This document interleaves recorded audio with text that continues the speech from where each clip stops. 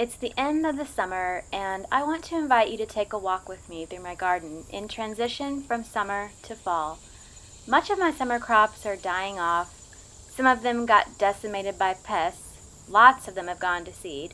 Weeds have taken over, and it looks like a jungle in here. Yep, that's about right for the end of the summer season. I am tired. Tired of the heat, tired of the bugs, tired of watering, tired of fighting the rabbits and groundhogs for some tomatoes. But something in me wants to give it one final push for fall, to try again with the things that failed, and to have another round of the crops that did awesome in the spring. While the dead of summer is often hard on my herbs, at the beginning of fall they really start to shine again, like these chives. And I still have some jalapeno peppers hanging on. This plant is really going strong. It struggled in midsummer, but it's really putting on now. And you can see over here I have lots of watermelon that need to be picked. This one is almost ready. And I have several more small ones that will be ready in probably a couple more weeks, a few more weeks. More chives, more watermelon, more weeds. You can see to the left I have a bunch of overgrown cucumbers and a bunch of other stuff that I pulled out. And then this has been a bunny battleground. They have destroyed this bed and have eaten down my sweet potatoes to the nubs. I don't think I'm going to get any this year, which is sad.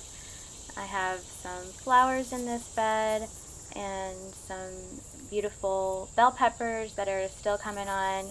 I've gotten lots of those this year. And I have decided I do not like pole beans. I decided to grow pole beans this year so they would grow up in this beautiful arch, and I just don't like pole beans as much as bush beans. I like the bush beans better. My zucchini and squash were completely taken down by vine borers, so I replanted those. And then I also planted bush beans right where I'm pointing here to try to give those a second go since I didn't like my green beans. I have okra here that my mother-in-law really likes, and it'll be producing in a week or two. It got a slow start because I didn't plant it until really late. You can see all my wildflowers are dying, and my herbs are doing pretty well, but they have spilled over into the middle of the beds. I've got thyme that's coming out of the side of the bed here, lots of marigolds to try to keep pests away. I really wanted flowers this year and lots of them, so I planted a ton of zinnias and cosmos and wildflowers, and I just love them for the bees and the beneficial insects, all the pollinators. And then over here, this cucumber bed is almost done. I'm still getting a few little ones, but it's getting taken over by cucumber beetles now, and I'm just about sick of them anyway, so it's fine. I just planted a few more things in this bed, like some more lettuces and carrots and spinach and collard greens.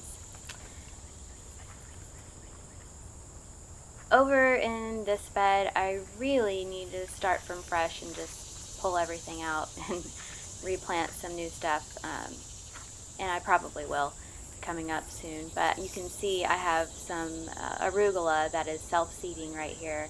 I had a ton of arugula that was right here. I pulled it out, and there's more that are growing in between the beds here, and that's just how arugula does. It goes to seed, and then it's hard to get rid of. And I'm gonna pull out all the rest of that kale and plant some more beets and just some more rows of greens and things that did really well in the spring and summer. That's everything. Thanks for joining me on this realistic tour of an end of the summer garden.